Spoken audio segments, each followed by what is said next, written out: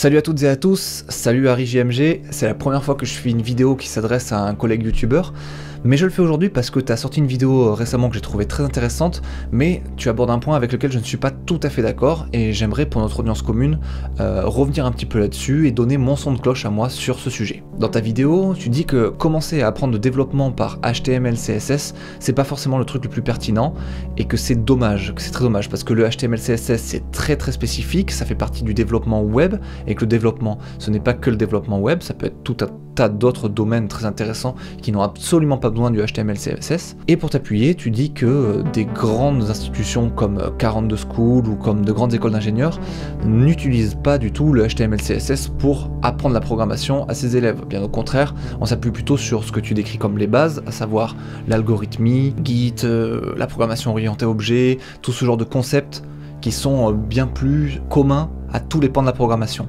Et c'est un point super pertinent que tu abordes ici. Simplement, même si je suis d'accord avec le fait que HTML, CSS ce n'est pas l'étape obligatoire pour commencer la programmation, ça peut, et c'est là que nos chemins divergent, ça peut être un excellent premier exercice, première mise en bouche pour commencer le développement, pour commencer à apprendre tout ça. Parce que créer une page internet, l'air de rien, c'est extrêmement motivant. Tu vois directement ce que tu fais, c'est quelque chose de concret, tout le monde connaît les sites internet, avoir son nom affiché sur une site c'est chouette, etc. Enfin bref, c'est extrêmement motivant. Alors que faire de l'algorithmie, trier des tableaux à l'envers, à l'endroit, trier des listes, etc.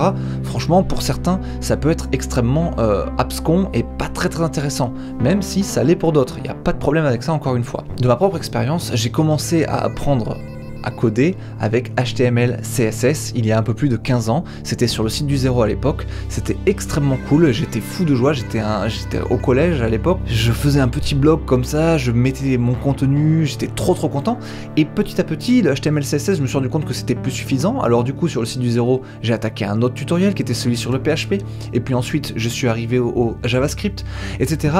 Et puis des années plus tard, j'en suis venu carrément à faire une école d'ingénieur où j'ai enfin vu toutes les bases dont tu parles toi, à savoir l'algorithmie, la programmation orientée objet, la programmation même en C, etc. Bref, j'ai revu vraiment les bases, et bien je peux vous dire que si j'avais commencé directement par ces bases, si c'est le premier truc, si mon premier contact avec l'informatique, ça avait été ces bases d'algorithmie, etc., je vous promets que je pense que ça ne m'aurait pas plu du tout. Je serais parti en me disant, oh, putain, en fait, c'est chiant quoi, c'est pas ce que je veux.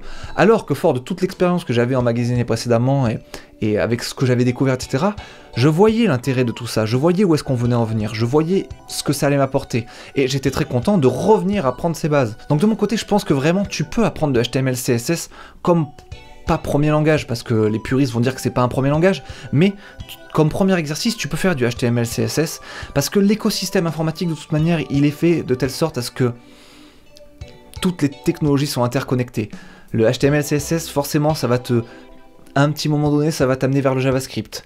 Et puis aussi, pourquoi pas, vers le PHP, Ruby, Python, parce que tu vas vouloir avoir un petit back-end qui va gérer ton front-end, tu vois. Donc, tout ça, ça communique. Donc, commencer par le HTML, CSS, pour moi, ce n'est pas du tout déconnant. Et ce n'est pas du tout incompatible avec le fait de devenir un jour un très bon développeur. Je pense que peu importe où tu commences, on se retrouvera tous au Valhalla du développeur dans quelques années. Vous inquiétez pas. Ce qui compte, c'est de trouver un truc qui vous motive vraiment, qui a de l'intérêt, qui fait que vous avez envie d'apprendre, vous avez envie d'avancer, vous avez envie d'aller toujours plus loin. Et après, si vraiment vous êtes mordu par le virus de l'informatique, tout vous semblera intéressant. Moi aujourd'hui, alors que j'ai commencé par le HTML, CSS, je vais pas dire que je connais tout de l'informatique parce que c'est extrêmement prétentieux et que c'est complètement impossible parce que il y a des branches infinies dans l'informatique, mais j'ai une telle culture de l'informatique que plus aucun projet ne me fait peur, que ce soit en développement web, que ce soit en développement tout court, que ce soit en développement d'app ou quoi que ce soit, ou même de jeux vidéo. J'ai la culture pour ça maintenant, je me dis que je peux me lancer sur n'importe quel projet, il faut que j'apprenne vite fait 2-3 trucs de propre au domaine auquel je vais me confronter, mais en soi, je peux me retrouver sur à peu près n'importe quel projet sans problème. Et je pense que, en commençant par HTML, CSS, ça pourrait être votre cas d'ici une dizaine d'années.